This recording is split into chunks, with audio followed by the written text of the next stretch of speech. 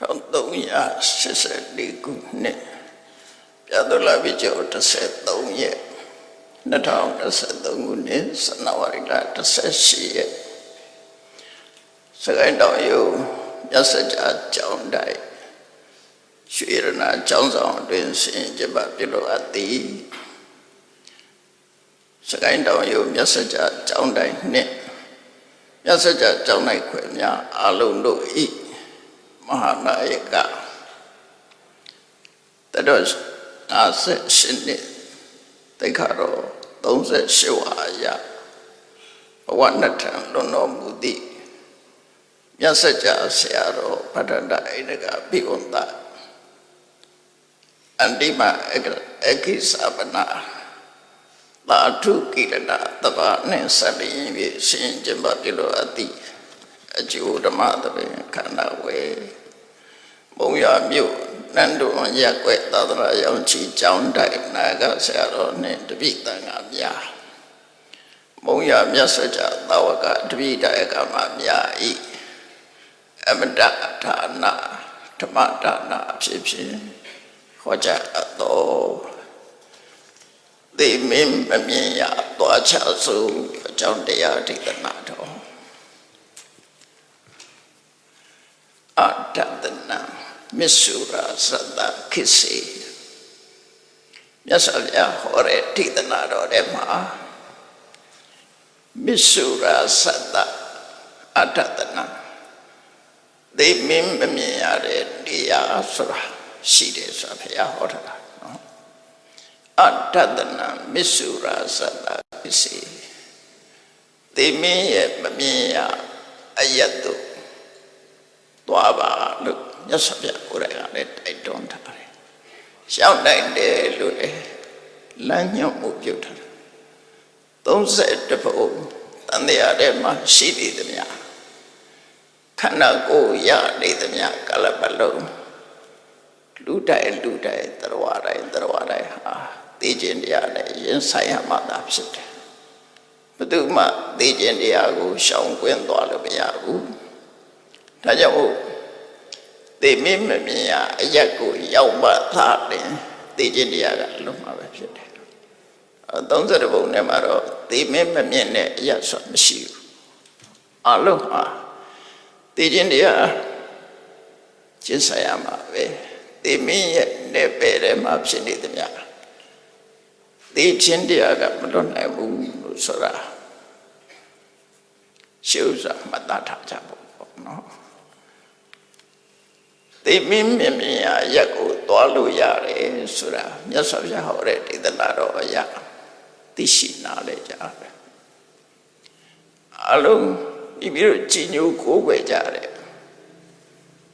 တပိတန်ဃာတွေအနေနဲ့အာကိုအာထပြုရတယ်မြတ်စကြာဆရာတော်ဟာတတော်50ကျော်ကာလမှာပဲသိမင်းနဲ့ဆုံတွေ့သွားတယ်လို့ဒီလိုပြောအဲ့တော့မြတ်စကြာဆရာတော်ယခုကဲ့သို့ဘဝနှစ်ထံဆံတော်ရအခြေကြောင့်မြတ်စကြာဆရာတော်ရဲ့တပည့်တရားရကမသာဝကတိအနေနဲ့ဆုံးရှုံးနစ်နာမှုတစ်ခုရှိကြတယ်အဆုံးရှုံးတာတော့ဆိုတာသိရှိနာလဲဖို့လို့တယ်ပေါ့နော်တော့ကမှဆုံးရှုံးမှုဆိုတာရှိကြတယ်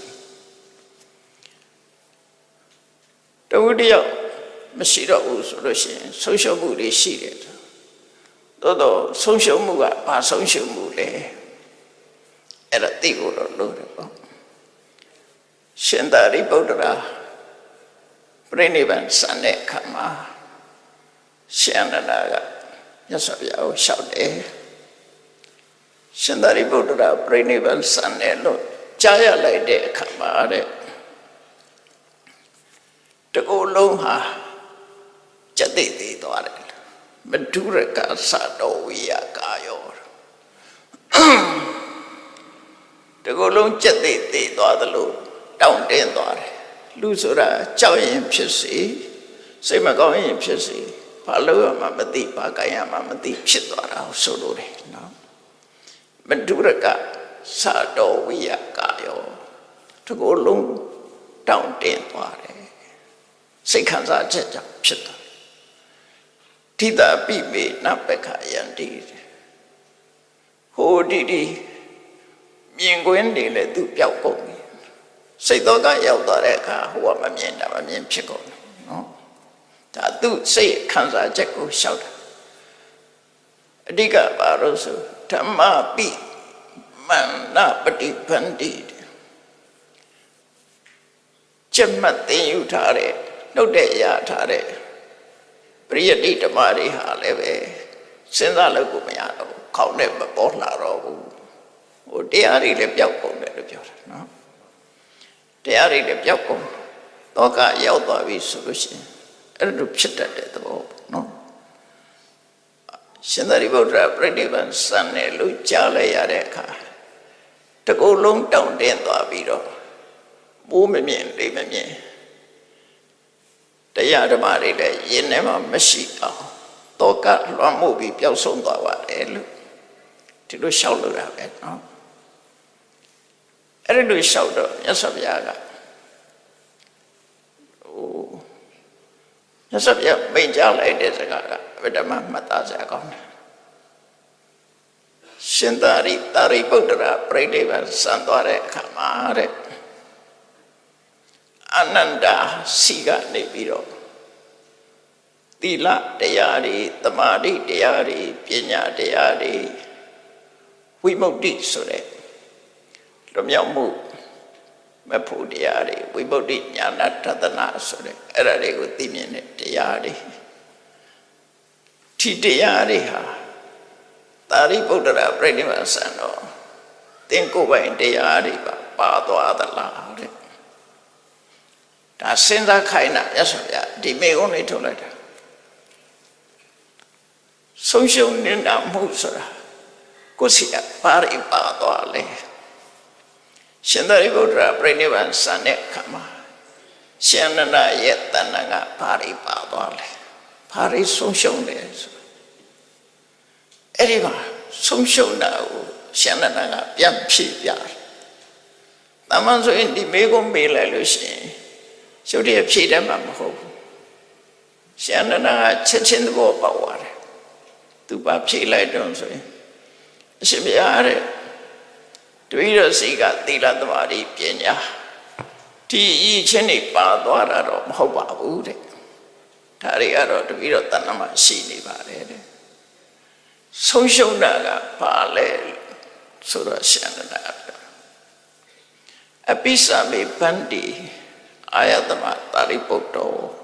ဩဝါဒကောရှင်သာရိပုတ္တရာဆိုတာတဲ့အမတန်မှပျော့ပျော့ပြောင်းပြောင်းနဲ့နားချပြီးတော့ဆုံးမတတ်တဲ့ပုဂ္ဂိုလ်ဖြစ်တယ်သူတို့လွန်ကအားကိုးရတဲ့ဆုံးမတတ်တဲ့ပုဂ္ဂိုလ်ဖြစ်တယ်ဩတိန်နောဘယ်ကိစ္စမှလူမရှိဘူးသူကလည်းပါဝင်ပြီးတော့ဖြည့်ရှင်းပေးတတ်တယ်ဝိညာဘကောနာမလဲသေးရင်နားလဲအောင်ရှင်းပြပေးတတ်တယ်တန်တတ်တကောအဓိပ္ပာယ်ကိုရှင်းကနေမြင်အောင်ပြောဆိုပေးတတ်တယ်သမတဘကောလိုက်နာကျင့်သုံးခြင်းအောင်လည်းပဲဟောပြောပေးတတ်တယ်သမုဒ္ဒိစကောစိတ်အားဖြင့်တက်လာအောင်လည်းပဲဆုံးမတတ်တယ်တမ္ပဟံတကောရှင်လန်းပိတိဖြစ်လာအောင်လည်းပဲပြောနိုင်တဲ့ပုဂ္ဂိုလ်ဖြစ်တယ်ပေါ့ရှင်နန္ဒကသူ့ကိုယ်ပိုင်သူ့ရင်ထဲမှာရှိတဲ့တရားတွေဆုံးရှုံးတာမဟုတ်ဘူးဆိုလို့အခုပြည့်တတ်တယ်အဲ့ဒါသဘောပေါက်တာနော်ဘာတွေဆုံးရှုံးသွားတာတော့ဆိုရှင်နန္ဒပြောပြတယ်အဲ့ဒါရှင်သာရိပုတ္တရာစီကအဆုံးမဩဝါဒတွေရှင်သာရိပုတ္တရာဆိုတာအမတန်မှကျင့်နာကရုဏာထားပြီးတော့လိမ္မာရှင်ကျေးအောင်တရားမသိသေးလို့ရှင်သိအောင်ရှင်းလင်းပြတတ်တယ်တဲ့အကိလသုဓမ္မဒေသနာယတရားစကားဟောရမယ်ဆိုရင်ဘယ်တော့မှမပြင်းဘူးလေရှင်သာရိပုတ္တရာအပြင်းမထူတ တရားဟောဖို့တဲ့မြဲကြိုးစားတယ်နေမကောင်းသေးဘူးကောင်းကြိုက်တယ်တို့ဆင်ကြီးပေးပြီးတော့လောက်တာမရှိဘူးအကိလာသူဆိုတာမကြိုးစားတာမရှိဘူးအမြဲတမ်းသူကကြိုးစားပြီးတော့ရှင်းပြတတ်တယ်တဲ့အနုခါကောသဗ္ဗမစာရိနာအတူနေတဲ့ပုဂ္ဂိုလ်တွေကိုအမြဲတမ်းအပိကူညီတတ်တယ်ဟုတ်တယ်ရှင်သာရိပုတ္တရာမထေရမြတ်ကဆွမ်းခံသွားပြီဆိုလို့ရှိရင်ရှေ့ကနေထွက်မသွားဘူးနောက်ဆုံးမှချမ်းနေရတယ်ချမ်းနေပြီးတော့ကြောင်းထဲမှာလှည့်ကြည့်ဒီမကောင်းတဲ့ကိုရောရှိသလားဒီမကောင်းတဲ့ကိုရောရှိရင်အပိစကားပြောပြီးသူနဲ့တဲ့တဲ့အစာအစာတွေဆွမ်းခံရတွေရလာချွေးတယ်ကြောင်းထဲမှာတန်တန်ရှင်းရှင်းမရှိတဲ့နေရာတွေဆိုတန်ရှင်းရေးလုပ်ခဲ့တယ်သင်္ကန်းတွေလှမ်းပြီးတော့မယုတ်ဘူးဆိုရှင်သာရိပုတ္တရာယုတ်ပြီးတေချာခောက်ပေးခဲ့တယ်အဲ့ဒါတွေကြောင်းတစ်ချောင်းလုံးလှက်ပတ်ကြည့်လှုပ်ဆောင်ပြီးတော့မှသူကနောက်မှဆွမ်းလာတော့ဒါအတုလှုပ်လိလှုပ်ထားရှိအဲ့တော့အများပေါ်မှာဘလောက်စာနာထောက်ထားမှုရှိတယ်ဒါကိုပြောတာအနုခါကောသဗ္ဗမစာရိနာအတူနေပုဂ္ဂိုလ်တွေပေါ်မှာအလုံးကိုကုညီပေးတတ်တဲ့ပုဂ္ဂိုလ်ဖြစ်တယ်ဆိုပြီးရှန္ဒနာကလျှောက်တယ်ဓမ္မယံအာယတမတောသရိပုတ္တတဓမ္မောဇံဓမ္မဘောဂံဓမ္မောဇံဓမ္မပရိဘောဂံဓမ္မဒုက္ခံအဒုတ္တရမှာရှင်သာရိပုတ္တရာမထေရမြတ်သူတို့ပေါ်ရှန္ဒနာကတပည့်တော်တို့ပေါ်ရှင်သာရိပုတ္တရာရဲ့အကျဉ်းနာမေတ္တာထားပြီးတော့ချီးမြှောက်တဲ့အစီနှစ်ရှိတဲ့ဓမ္မရေးစဉ်ကိုတိုက်ကြွေးမှုတရားနဲ့ချီးမြှောက်ကုညီပေးမှုကိုတပည့်တော်တို့ကတတိယနေချတာပါတော့ရှန္ဒနာကျော်လို့ရင်သူစီကသီလသမာဓိပညာတွေပါသွားလို့ဆုံးရှုံးတယ်လို့ထင်တာပြောတာမဟုတ်ဘူးတဲ့ရှင်သာရိပုတ္တရာမထေရမြတ်ပြိဋိဘံစံသွားတဲ့အခါမှာရှင်သာရိပုတ္တရာရဲ့အကူအညီတွေသူတို့မရတော့ဘူးရှင်သာရိပုတ္တရာရဲ့ဆုံးမစကားတွေမကြားရတော့ဘူးအဲ့ဒါအတွက်ဆုံးရှုံးတာပါလို့ဘာဆုံးရှုံးတာလဲဆိုသိဖို့ပေါ့နော်အခုလည်းပဲညစကြတာဝကတွေလည်းကြည့်ဘာဆုံးရှုံးတာတော့ဆရာတော်တက်တော်ထင်ရှားရှိတဲ့အချိန်မှာဆွဆွမတဲ့စကားတွေစပြီးပို့ချပေးမှုတွေနော်လမ်းညွှန်ပေးမှုတွေဒါတွေမရတော့ဒါတွေဆုံးရှုံးသွားတာလို့ပြောတယ်ဒီပြင်ဆုံးရှုံးမှုမဟုတ်ဘူးပုဂ္ဂိုလ်တို့တယောက်စီကရှားရှိနေတဲ့တန်ဖိုးမပြတ်တဲ့ဆုံးမစကားတွေဆုံးရှုံးကြရတယ်အဲ့ဒါအတွက်စိတ်မကောင်းဖြစ်တာပါတော့မြတ်စွာဘုရားမေးလိုက်တဲ့မိကုံးကလည်းမတန်ကောင်းတယ်ဆုံးရှုံးသွားတဲ့ဘဝနဲ့တံပြန်လွန်သွားတဲ့သမုပရိနိဗ္ဗာန်ဆံသွားတဲ့ရှင်သာရိပုတ္တရာနောက်ကိုယ်တဏ္ဍာငါတရားတွေပါသွားတာမဟုတ်ဘူးသို့တော့ရှင်သာရိပုတ္တရာကချီးမြှောက်တဲ့အချက်တွေကိုမရတော့အဲ့ဒါအတွက်စိတ်မကောင်းတာပါလို့အဲ့တိုင်ပဲအခုဆုံးရှုံးတယ်ဆိုတာဘာဆုံးရှုံးတာတော့ဆိုတာသိဖို့လုပ်တယ်ပေါ့နော်အဲ့ဒီဆုံးရှုံးမှုကတော့ပြန်မရတော့တဲ့ဆုံးရှုံးမှုကိုသူတို့ခေါ်ရမှာပုဂ္ဂိုလ်စီကတိုက်ရရတဲ့ဆုံးရှုံးမှုမရနိုင်တော့ဘူးသို့တော့တတော်ဆရာရှိတဲ့အချိန်ကာလတုန်းကဆုံးမဩဝါဒပေးခဲ့တာလေစာပေပို့ချပေးခဲ့တာလေရှင်းလင်းပြသပေးခဲ့တာလေဒါတွေကိုတော့ပြန်လဲပြီးတော့ကြာနာလို့ဖော်ထုတ်လို့တော့ရနိုင်တယ်ပေါ့ပုဂ္ဂိုလ်တယောက်မရှိတော့ဘူးဆိုဆုံးရှုံးမှုကအဲ့ဒါပဲဥဆောင်မှုပေးတာတွေမရှိတော့ဘူးဆုံးရှုံးသွားပြီလို့သူဆိုလို့ဒါကဘဝမှာကြုံရတဲ့လူတိုင်းကြုံရမယ့်အခက်အခဲတစ်ခုပေါ့ ဒါပြန်ဟုတ်ပြီဘာဖြစ်လို့ဆုံးရှုံးကြတာလဲလူရဲ့အသက်ဆိုတာကိုဘယ်တော့မှထာဝရဆိုတာမရှိဘူးနော်အဲ့တော့မြတ်စွာဘုရားဟောတဲ့အဆုံးအမစကားလေးကိုနားထောင်ကြည့်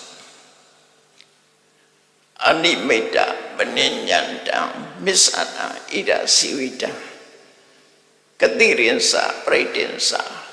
တင်္စဒုက္ခိနတန်ယုတံတန်လတုတ်တံမှာမြတ်စွာဘုရားဟောထားတယ်အသက်ရှင်နေတဲ့ပုဂ္ဂိုလ်ရောကြည့်လိုက်ကိုယ်အသက်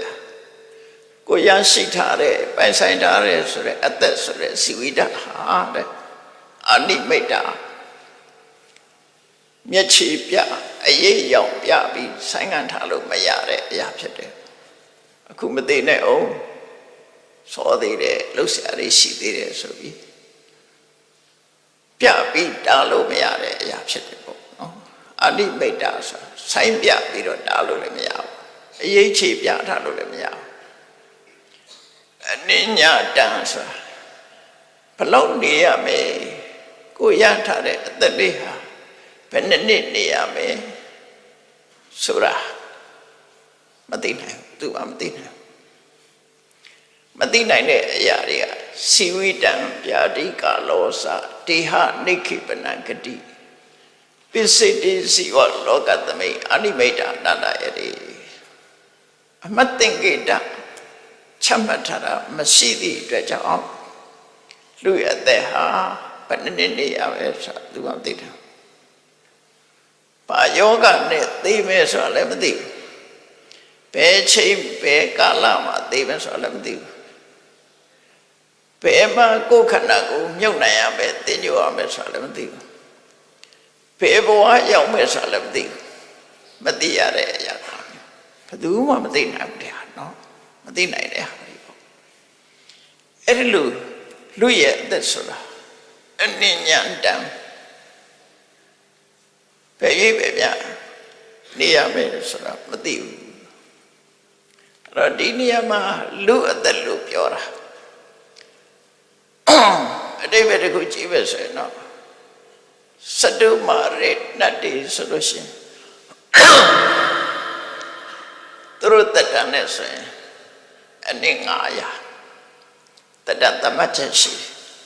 လူတွေမှာတော့အဲ့ဒီလိုပုံသေးသမတ်ချက်မရှိဘူးအာယုပမာဏကဏနာယနိမောနတ္ထိဆိုပြီးတော့လူတွေရဲ့တက်တန်ဆိုတာသတ်မှတ်ထားတာမရှိဘူးရှေးဘုံရချုပ်အောင်ပြောတာဘာလို့လို့ဆိုရင်ကံသာလေပဓာနာဖြစ်လို့ပဲကံမောမှာမူတည်နေရတယ်တာဝရိသနတ်ပြည်ဆိုရင်သူတို့အရေးအတွက်နဲ့နှစ်ပေါင်း1000ဆိုတာသူတို့သတ်မှတ်ချက်ရှိတယ်လူတွေမှာအဲ့လိုသတ်မှတ်ထားတာမရှိဘူးလို့ဒါကြောင့်မို့အနိမိတ်တအနိမိတ်တမနိညာတံမစ္ဆနာဣဒစီဝိတံဒီတော့ကမှာလူတွေရဲ့အသက်ဆိုတာတဲ့ဆိုင်းပြပြီးတော့တားလို့လည်းအရေးရောင်ပြထားလို့လည်းမရဘူးဘယ်လောက်နေရမယ်ဆိုတာလည်းမသိနိုင်ဘူးတဲ့မသိနိုင်အောင်နဲ့လားလို့ဆိုကတိရိဉ္စပရိတိဉ္စဒီအသက်ရှိဖို့အတွက်အတမခက်ခဲတယ်တမန်အပြင်လူတွေကအသက်ရှင်မှုလွယ်တယ်လို့ထင်ကြတယ်သို့တော့အသက်ရှင်မှုအတွက်အလုံးကိုခက်တယ်ဘာဖြစ်လို့ခက်တာတော့လို့ဆိုအသက်ဟာအသက်ဆိုတဲ့စီဝိတဟာသူယက်တိနိုင်စွာမရှိဘူးယက်တိနိုင်စွာမရှိဘူးသူကဘယ်ပေါ်မှာမိနေရတော့လို့ဆိုလို့ရှိရင်ထွက်လေးပေါ်မှာမိနေရတယ်ဝင်လေးပေါ်မှာမိနေရတယ်အသက်မရှိနိုင်တဲ့သေးတာပဲလေခွဲတော့တရားရတဲ့အောက်ဆီဂျင်ဆိုပြီးတော့ပြောကြတယ်နော်အောက်ဆီဂျင်ပြတ်ပြီးသေးတဲ့လူတွေကအများကြီးပဲဒါကြောင့်မို့လူရဲ့အသက်ဆိုတာအသက်ရှူသွင်းခြင်းနဲ့လည်းပတ်သက်တယ်သက်ရှူထုတ်ခြင်းနဲ့လည်းပတ်သက်နေတယ်အဲ့ဒီပုံမှာမိပြီးတော့ယက်တည်နေရတာအသက်မရှူနိုင်ဘူးမဆိုင်နိုင်ဘူးဆိုရင်သိသွားမယ်လို့ပြောတာနော်အကြောင်းပေါင်းအများကြီးရှိတယ်အသက်ရှူတာကအကြောင်းတစ်ခုသာလည်းဖြစ်တယ် နောက်အကြောင်းတွေကပါတော့ဆိုထပ်၄ပါးကိုမှီပြီးတော့နေရတယ်ပထဝီအာဘောတေဇောဝါယောဆိုဓာတ်ကြီး၄ပါးအဲ့ဒီဓာတ်ကြီး၄ပါးမြတ်တာညီညွတ်နေမှလူဟာအသက်ရှင်နိုင်တယ်လို့ဆိုအသက်ရှင်နိုင်ဘူးဒီနေ့မှာပထဝီဓာတ်ဖောက်ပြန်သွားလို့ရှိရင်လူတစ်ကိုယ်လုံးဟာမာတောင့်သွားတယ်အဲ့ဒါကိုစာပေကျမ်းမှာကဋ္ဌမုခမွေကြိုက်ခံရတယ်လို့သုံးတယ်နော်အဘောရပျက်စီးသွားပြီဆိုလို့ရှိရင်တစ်ကိုယ်လုံးပုတ်ကိုအဲ့ဒါကြတော့ဝါရတဲ့ဖောက်ပြန်တယ်လို့ခေါ်တယ်တေဇောတဲ့ဖောက်ပြန်လို့ရှိရင်တစ်ကိုယ်လုံးဟာပူလောင်သွားတယ်အဲ့ဒါကြတော့အခိမုခဆိုမွေကြိုက်ခံရတယ်အစိတ်၄မျိုးနဲ့မွေ၄မျိုးနဲ့နိုင်ရှင်ပြီးတော့ဖော်ပြတာလေးပြတ်သွားတယ်ဆိုလို့ရှိရင်လေးကဖောက်ပြန်ပျက်စီးပြီဆိုရင်တတ္တမုခမွေကြိုက်ခံရတယ်ဒါနဲ့ခုတ်လိုက်တယ်လို့ဒါတော့ထင်ရှားတယ်လေးဖြတ်သွားတယ်ဆိုလေးဖြတ်သွားတယ်လို့လည်းသိတာပဲလေအဲ့တော့ဓာတ်ကြီးလေးပါးကိုမြည်ပြီးတော့နေရတဲ့အခါကျတော့ဓမ္မခက်ခဲတယ်သက်ရှင်မှုတွေ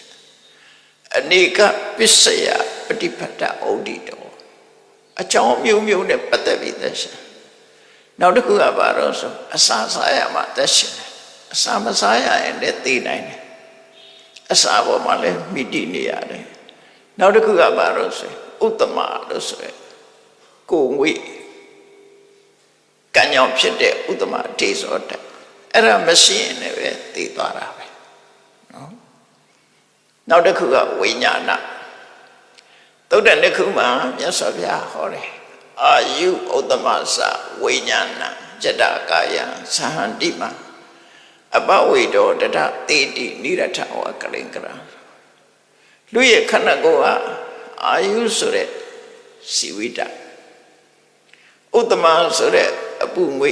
တေဇောတဝိညာဏလို့ဆိုတဲ့အသိစိတ်အဲ့သုံးခုလူခန္ဓာကိုယ်ကဆုံးခွာသွားပြီဆိုရင်သိတယ်လို့သတ်မှတ်တယ်အခုကိဆရာဝန်တွေကတော့နှစ်ချက်လေးနဲ့နှထောင်ပြီးနှလုံးမခုံရင်သိတယ်လို့သတ်မှတ်တယ်မြတ်စွာဘုရားသတ်မှတ်ပုံကအဲ့လိုမသတ်မှတ်ဘူးအဲ့ထဲမှာတခါတည်းဝိညာဏဆိုတာမရှိတော့လည်းပဲအသိစိတ်မရှိတော့လည်းပဲအာယုနဲ့ဥတ္တမနှစ်ခုရှိနေသေးလို့ရှိရင်သက်ရှင်အာယုဆိုတဲ့ဇီဝိတရဲ့ယုတ်ဇီဝိတရဲ့ဥတ္တမဆိုတဲ့အာယုဆိုတဲ့ယုတ်ဇီဝိတဥတ္တမဆိုတဲ့အငွေဒီနှစ်ခုသည်ပြန်လှန်ရှင်တွဲပြီးတော့ဘဝမှာဆက်နိုင်သေးတယ်လို့သူဆိုတယ်အဲ့ဒီနှစ်ခုကအဓိကအာယုပဋိစ္စဥတ္တမပဋိစ္စအာယုအချမ်းချင်းအပြန်လှန်ရှင်တွဲပြီးတော့သက်ရှင်မှုရတယ်ဝိညာဉ်ဆိုတာအသိစိတ်ပျောက်သွားတော့လည်းပဲမသိဘူးတမာရီစွမ်းအားနဲ့ဖြောက်ထားတဲ့ရှိတယ်နိရောဓသဘာဝဝိဇ္ဇာရဲ့အသိစိတ်မရှိတော့နော်နောက်စမ်းရဲစွမ်းအားနဲ့ဘဝမှာပျောက်သွားတာအသိဉာဏ်တတ်ဖို့ဆိုရင်ဝိညာဉ်မရှိဘူးသက်ရှင်အဲ့တော့နှစ်ခုနဲ့အသက်ရှင်နေတာလည်းရှိတယ်ပေါ့အဲ့တော့ဒီလိုအသက်ရှင်မှုဆိုတဲ့အကြောင်းတရားတွေကလည်းပဲအဲ့ဒါမှနေတယ်အကြောင်းတရားတွေများစွာပေါ်မှာမိတီးပြီးတော့လူသက်ဆိုတာရှင်ရတာဖြစ်တော့သက်ရှင်မှုဆိုတာအလုံးခက်ခဲတယ်လို့ဆိုလို့တယ်ပရိဒလူသက်ပြီးတော့အလုံးတိုးတယ်အလုံးတိုးတယ်ဆိုတာအသက်ဆိုတာနန်စီဝီတိန်တွေကိုခေါ်လို့ရှိရင်ဟိုစက္ကန့်နဲ့ပြောမှဆိုရင်3စက္ကန့်ပေါ့နော်ဒါတော့ရှိပါတယ်စိတ်ဆိုတာအမှန်တမ်းတိုးတယ်ဥပတိပင်ဆို3ရက်ပဲတက်ရှင်ရှုံးစီဝိတဆိုရင်စိတ်ပေါင်း19ခုအဲ့လိုပဲထိတယ်ပို့ပြီးသက်ရှင်တာမဟုတ်ဘူးနော်ဒါကြောင့်မို့လို့ဒီလူတွေရဲ့အသက်ဆိုတာအမှန်တမ်းတိုးတယ်စိတ်တက်ခဏတော့ဥဒ္ဒံအဘဝေနပြိတ္တစိတ်တက်ခဏတစ်ချက်များတာအသက်ရှင်တာဖြစ်လို့အမှန်တမ်းတိုးတော့တယ်အဲ့တော့တိုးတယ်ဆိုတဲ့နေရာမှာအကြောင်းနှစ်ခုပြထားတယ်တ အသက်ဟာအလွန်တိုးတယ်ဆိုတာထိတိပရိဒါသူ့ရဲ့တည်တံ့မှုအချိန်လေးကအလွန်နေတယ်ဒါတစ်ခုသရတပရိဒါသဘာဝကိုကတိုးထောင်းတာစိတ်တက္ကနာတစ်ချက်ပဲအသက်ရှင်တယ်လူတွေအသက်ရှင်တာဆိုလိုတာကတစ်စိတ်ထဲနဲ့ပဲအသက်ရှင်တာစိတ်ကဆက်သွားလို့သာလူတွေအသက်ရှင်တဲ့ခိုင်တွေကတစ်စိတ်ထဲပဲရှိတယ်ထင်ရှားအောင်ပြောရင်လူရဲ့အသက်ဟာတစ်စက္ကန့်နော်တစ်စက္ကန့်နဲ့တိုးရင်တိုးမှာပေါ့တစ်စက္ကန့်လို့ဆိုပါစို့လူရဲ့အသက်ဟာတဘာဝကတစ်စက္ကန့်ပဲရှိတယ်အဲ့ဒီစက္ကန့်ပေါင်းများစွာဆက်သွားလို့သာအသက်ရှင်တယ်လို့ပြောနေကြတာသူ့တက်တန်းကဖြစ်ပြီးပြတ်သွားပြီနောက်ထပ်အသစ်ဖြစ်လို့သာမသိဘူးထင်နေတာသိတဲ့အချိန်ပေါင်းကမြောက်များစွာဒါကြောင့်မို့စီဝိတံအတ္တဘာဝောစဒုက္ခဒုက္ခစကေဝလာဧကစိတ်တသမာယုတ်တာဒွိဟိလဟုသောဝတ္တတိခနောတကယ်ကိုလင်းလင်းမြဲမြဲပြည့်စည်တာတစိတ်တခဏတစ်ချက်ပဲသက်ရှင်တယ်လို့ပြောတာဟိုင်ဝေးလမ်းမပေါ်မှာကားမောင်းသွားတယ်ဘိန်းကအဝဒမပြန်နဲ့နှုတ်နဲ့လဲနေတယ်ကတ္တရလမ်းနဲ့ဘိန်းနဲ့ထိတာဟာတထွာတာတာလေးပဲထိတယ်ကျန်တာတွေလွတ်နော်ကျန်တာတွေလွတ်အဲ့ဒါလိုပဲလူတွေအသက်ရှင်တာတစ်စက္ကန့်ပဲသက်ရှင်အဲ့ဒီစက္ကန့်ချင်းဆက်သွားလို့သာမသိသေးဘူးပြောနေကြတာအဲ့တော့အသက်ဟာအဲ့လောက်ထိအောင်တူတောင်းတယ်လို့သူတို့ဆိုတာဆုံးလတိတိသဟတာတိကပ္ပဒိဋ္ဌံတိယေဘရုမဟာကတ်ရှိတောင်းလေးတောင်ကဘာပေါက်မြောက်များစွာအသက်ရှင်နေဆိုတဲ့ပြမအကြီးတွေဟာလည်းပဲတဲ့နှစ်စိတ်နဲ့အသက်ရှင်တာမဟုတ်ဘူးတစ်စိတ်နဲ့ပဲအသက်ရှင်တယ်လို့ကဘာပေါက်များစွာအသက်ရှင်နေတဲ့ဟာလည်းပဲစိတ်တစ်ခုနဲ့ပဲအသက်ရှင်ရတယ်တစ်စက္ကန့်ပဲအသက်ရှင်တယ်လို့ဒီလိုပြောတာနော်အဲ့တော့လူအသက်ဆိုတာအင်တမတူတယ်အသက်ဆိုတဲ့ဇီဝိတဟာရှုပ်ဇီဝိတဆိုရင်သူနဲ့ဖြစ်ပေါ်ဖြစ်ပဲကမ္မဇယုတ်တိစေတဇယုတ်တိဥရုဇယုတ်တိ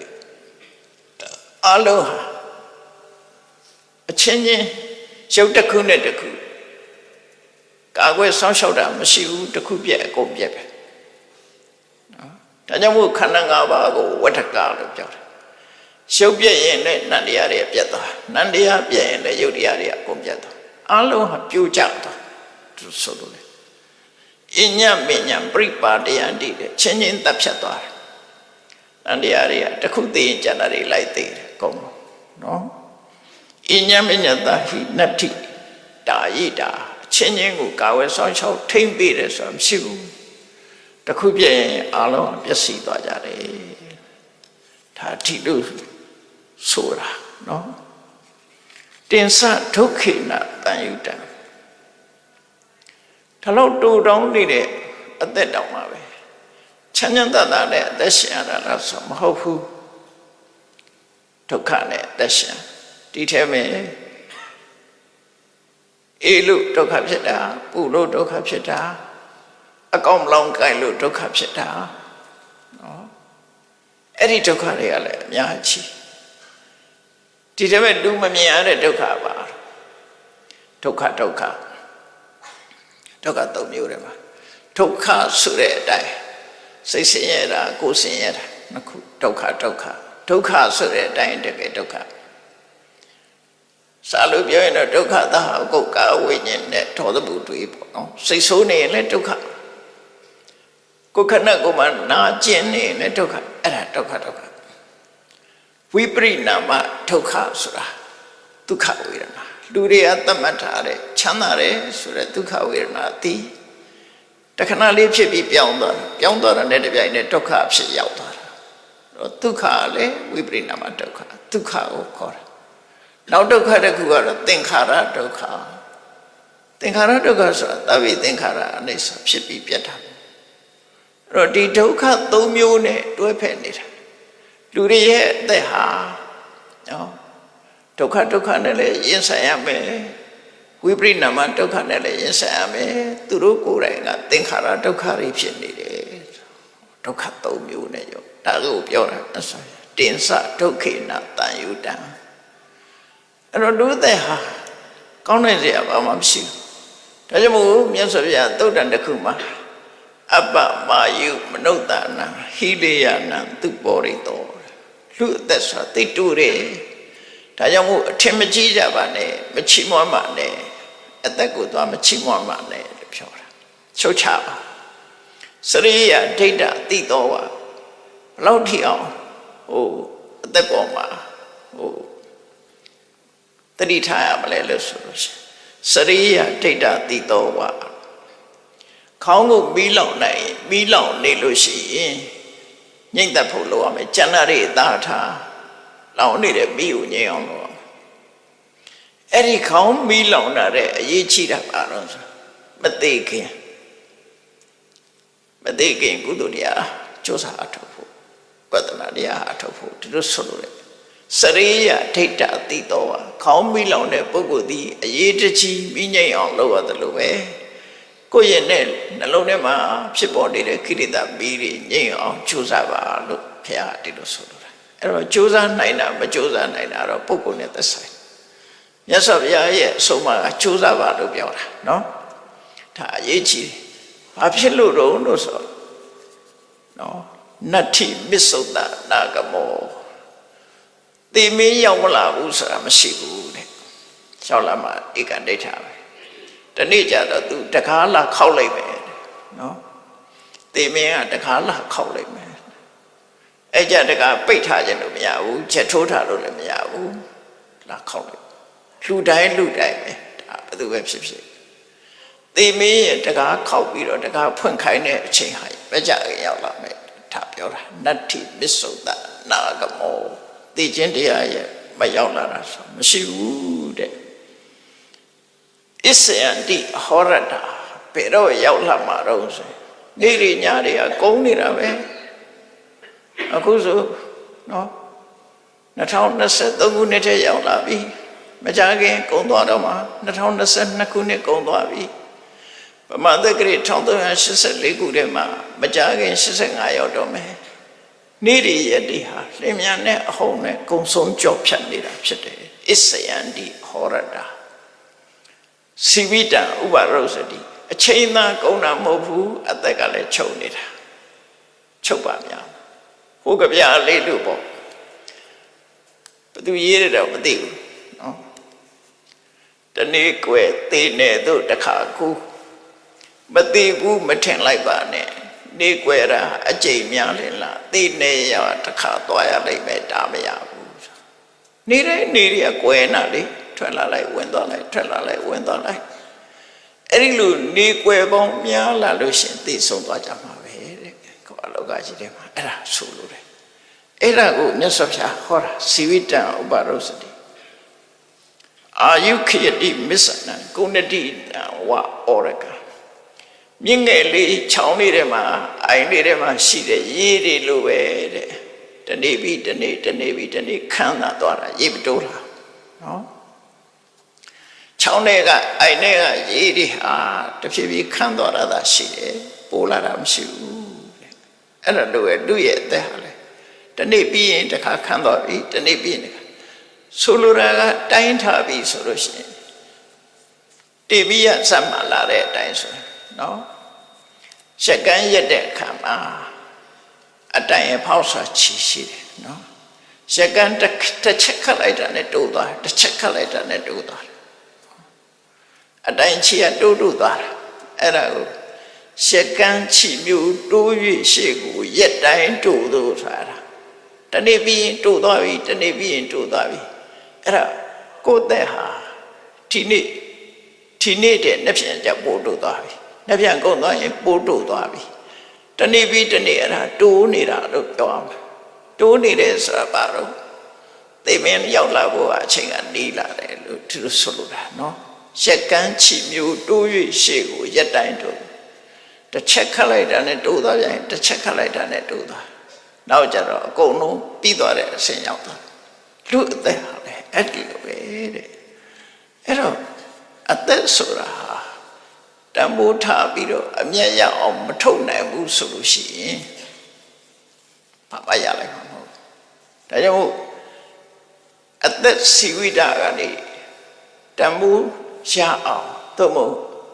တန်ဖိုးရှိတဲ့အရာထုတ်ယူခြင်းဝိပဿနာတရားအထုတ်ပါလို့ပြောတာနော်အသက်ထဲကရလိုက်တဲ့တန်ဖိုးဘာလို့အသက်ဆိုတာရှက်ကန်းချီမျိုးတိုးရရှိကိုရတိုင်းတိုးနောက်ချမ်းဘယ်တော့မှပြန်မလဲဘူးတနေ့ပြီးတနေ့တိုးသွားမှာပဲဆိုတာတန်ဝေကယူရအခုလိုကိစ္စမျိုးကတန်ဝေစနိဧတုဌာနေတုတန်ဝေခေါ်တယ်တန်ဝေကဖြစ်တဲ့နေရာတန်ဝေကဖြစ်အောင်ကြိုးစားရမယ်ဒါနော်တာထုကိလနဆိုတာတန်ဝေကဖြစ်ဖို့သူတော်ကောင်းတွေရဲ့တန်ဝေခနဲ့သဘာဝတရားကိုနားလေသဘောပေါက်တာကောင်းတဲ့ခုလေးကိုထုတ်ဖို့ပြောဆိုပြီးတော့တန်ဝေကဖြစ်အောင်ကြိုးစားတာသာဓုကိလနာအဲ့လိုဆိုလို့လေဟုတ်ပြီဒါဖြင့်အသက်ကတလောက်တိုးနေတော့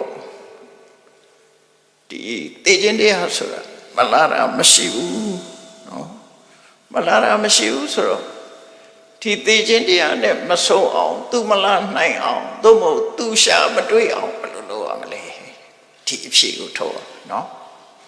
အဲ့ဒီအဖြစ်ကဓမ္မပဒမှာလည်းရှိတယ်ထို့ထို့သုတ္တန်နေမှာလည်းဟောတာရှိတယ်ဒီကနေ့ message ပို့ပေးချင်တာတော့ပါရယနာဒီပညာတတ်ပုံနာ16ယောက်ကပေးတဲ့ထဲမှာမောဂရာစာဆိုတဲ့ဒီပေရကြောင်းသားပေါ့လေပေရနေကိုတင်းနေတဲ့ပြမနာဘာဝတိပုံနာကြီးရဲ့တတိတွေတဲ့မောဂရာစာပေးတဲ့မိကုံလေးကိုကြည့်မောဂရာစာဆိုတဲ့ပုဂ္ဂိုလ်ကသူ့လက်တာကိုသဘောပေါက်တယ်သဘောပေါက်တော့သူမေးကထံလောကေအဝိခန္တံမစ္ဆုရာဇနပတ္တိသူမေးတဲ့မိကုံလေးလောကကြီးပုံမှာဘယ်လိုမြင်လို့ရှိရင်သိမင်းကမတွေ့နိုင်တယ်လေအဲ့တော့သိမင်းမတွေ့အောင်ဘယ်လိုလောကကြီးကိုပုံမှာရှုမြင်ရမလဲဒါဝိပဿနာလုပ်ဖို့ပြောတာနော်လောကကြီးကိုဘယ်လိုမြင်ရမလဲတဲ့သိမင်းမတွေ့အောင်လောကကြီးကိုဘယ်လိုလုပ်ရမလဲဆိုလိုတာသိမင်းမမြင်တဲ့နေရာရောက်ဖို့အတွက်ဘာလုပ်ရမလဲအဖြေတစ်ခုထုတ်ပါမြတ်စွာဘုရားကအဲ့ဒီဖြေဟောတာလေးကိုမှတ်သားနိုင်ကြည့်မြတ်စွာဘုရားသုံးညတော့လောကအဝိခတုမောဂရသတရတတော်သူနာမည်ကိုခေါ်ပြီးတော့မြတ်စွာဘုရားဟောတာမောဂရသတဲ့မင်းအမြဲတမ်းတတိထားပြီးတော့ခန္ဓာဆိုတဲ့လောကအကြီးအာယနာဆိုတဲ့လောကအကြီးသင်္ခါရဆိုတဲ့လောကအကြီးပေါ့နော်လောကကိုသုံးညဖြစ်မြင်အောင်မင်းကြည့်ပါလောကကိုသုံးညအနေနဲ့မြင်အောင်ကြည့်ပါဆိုဒီနေရာမှာသုံးညဆိုတာဘာပြောတာလဲလောကဆိုတာဘာပြောတာလဲအချင်းချုပ်ပြောမှဆိုရင်လောကဆိုတာရုပ်နဲ့နာနှစ်ခုပြောတယ်နော်ရုပ်နဲ့နာနှစ်ခုကိုလောကလို့ပြောတယ်ခန္ဓာ၅ပါးကိုလောကလို့ပြောတယ်အာယတนะ12ပါးကိုလောကလို့ပြောတယ်ဓာတ်18ပါးကိုလောကကိုပြောတယ်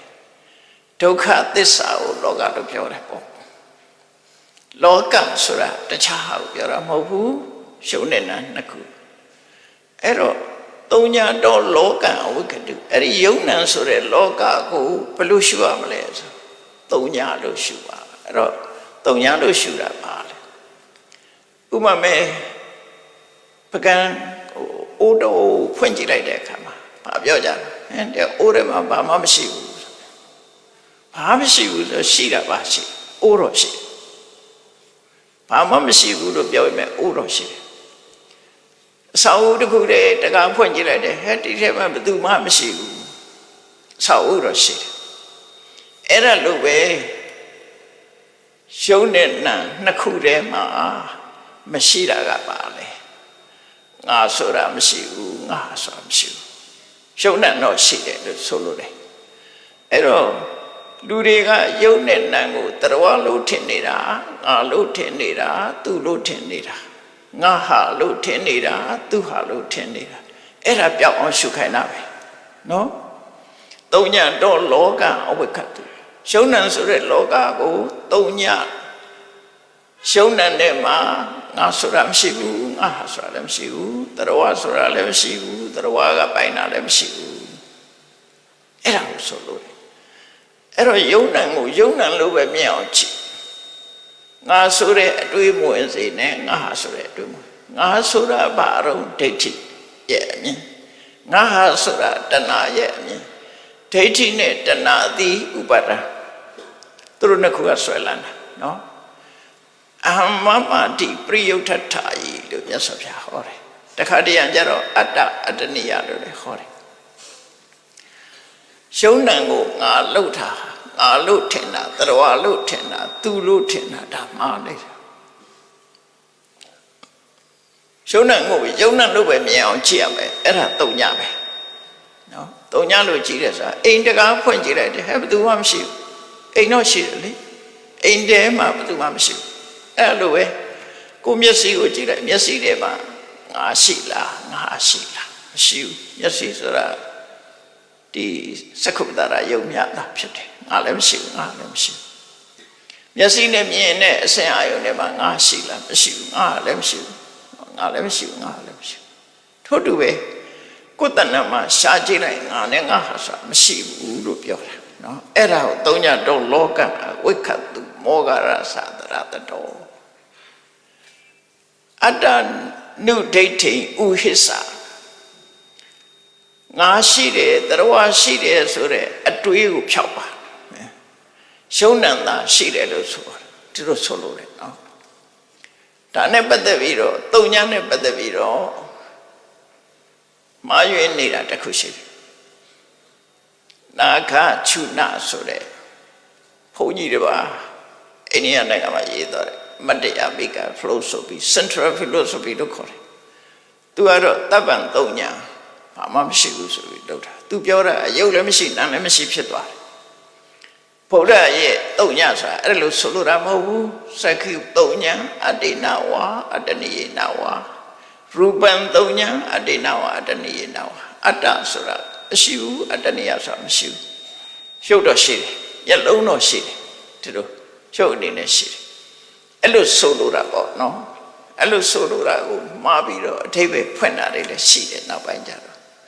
အတုံညဆိုတာဘာမှမရှိတာပြောတာမဟုတ်ဘူးကိုယ်တဏ္ဍာမှာငါဆိုတာမရှိဘူးငါဆိုတာမရှိဘူးလို့ဒါကြောင့်မို့အတ္တနုဒိဋ္ဌိတက္ကဒိဋ္ဌိ20ရှိတယ်အဲ့ဒါတော့ချိန်မပြောတော့ပါဘူးနော်ချိန်လည်းသိမရှိတော့အတ္တနုဒိဋ္ဌိဥဟိသငါရှိတယ်တရဝရှိတယ်ဆိုရဲအတွေးကိုဖျောက်ပါဖျောက်နိုင်အောင်ကြိုးစားပါဝိပဿနာတရားရှုပြီးယုံနဲ့နာနှမျိုးသာရှိတယ်ဓမ္မဒိဋ္ဌိဝိသုဒ္ဓိနာမရူပပရိစ္ဆေရညာနာမရူပနာယထာဝထတနာဒိဋ္ဌိဝိသုဒ္ဓိနာမလက္ခဏရတပစ္စုပ္ပထာနာပဋ္ဌာနာဝတေနနာမရူပပရိက္ခဟောဒိဋ္ဌိဝိသုဒ္ဓိနာမတူတူပဲနော်ဝိသုဒ္ဓိမကနာမရူပနာယထာဝထတနာဒိဋ္ဌိဝိသုဒ္ဓိနာမတင်းညိုကျမ်းကလက္ခဏရတပစ္စုပ္ပထာနာပဋ္ဌာနာဝတေနနာမရူပပရိက္ခဆိုလိုတာကတော့ယုံနဲ့နာမရှိတယ်ဆိုတာသိဖို့ပဲလုပ်တယ်နော်အဲ့ဒါကိုသိအောင်ဝိပဿနာတရားအထုတ်တယ်ဆိုတာအဲ့ဒါသိအောင်အထုတ်တယ်အဲ့ဒါမသိသေးရင်ဝိပဿနာဉာဏ်မဖြစ်သေးဘူးပဲမှတ်ပြီးတော့နာမရူပပရိစ္ဆေရမညာမရပဲနဲ့အနိစ္စဒုက္ခကြော့ရှိလို့မရဘူးနော်နာမရူပပရိစ္ဆေရဉာဏ်ပစ္စယပရိဒါကြောင့်အတ္တနုဒိဋ္ဌိဥဟိသငါမရှိဘူးငါဟာမရှိဘူးဆိုတာကိုသိတာနဲ့တပြိုင်နက်သိခြင်းကိုလွန်မြောက်ပါပြီသိမင်းရဲ့နယ်ကိုဖြတ်ကျော်နိုင်ပါပြီလို့သူပြောတာသိမင်းကကိုယ်တကားလောက်ခောက်တော့မှမဟုတ်တော့ဘူးအဲ့ဒါခန္ဓာကိုယ်မရှိတဲ့တန်တရားကလွတ်ပြီးနိဗ္ဗာန်ဆိုတာခန္ဓာမဖြစ်တဲ့နေရာဖြစ်တာဟုတ်ဧဝံလောကအဝိခန္ဓာမစ္ဆုရာဇာနပတ္တိအဲ့ဒီလိုသုံးညအနေနဲ့လောကကြီးကိုရှုနိုင်ပြီဆိုလို့ရှိရင်နဲ့သိမင်းကမင်းကိုရှာမတွေ့ပါဘူးလို့ဆိုလို့လည်းပေါ့အဲ့တော့သိမင်းမမြင်ရသွားတဲ့နိလန်ကအဲ့ဒါပဲတော့သုံးညရှုတယ်ဆိုတာအနတ္တရှုတာကိုပြောတာနော်အနတ္တအနေနဲ့ရှုတာကိုပြောတာ အဲ့ဒီအတ္တမဟုတ်ဘူးရှုံးတတ်မြတ်တာဖြစ်တယ်ဆိုတဲ့ဒီရှုတာအဲ့လိုရှုတတ်တဲ့အခါကျတော့ဘာဖြစ်လာတော့လို့ဆိုရင်ကြည့်ရမှာရှုဖို့ရှုနည်းတွေအများကြီးပဲသူက6မျိုးနဲ့ရှုတာရှိတယ်12မျိုးနဲ့ရှုတာရှိတယ်အဲ12မျိုးရှုပုံလေးကိုအချင်းချုပ်ပြောပြနော်ရှုံးတဲ့နံ2မျိုးကလွယ်ပြီးတော့တတဝါဆိုတာမရှိဘူးနော်စီဝဆိုတာမရှိဘူးလူဆိုတာမရှိဘူးတတဝါဆိုတာမရှိဘူးအမျိုးသမီးဆိုတာမရှိဘူးအမျိုးသားဆိုတာမရှိဘူးအတ္တဆိုတာမရှိဘူးကိုယ်ပိုင်ဆိုင်တဲ့အတ္တနိယဆိုတာလည်းမရှိဘူးနာဟံငါလည်းမရှိဘူးနာမမငါလည်းမရှိဘူး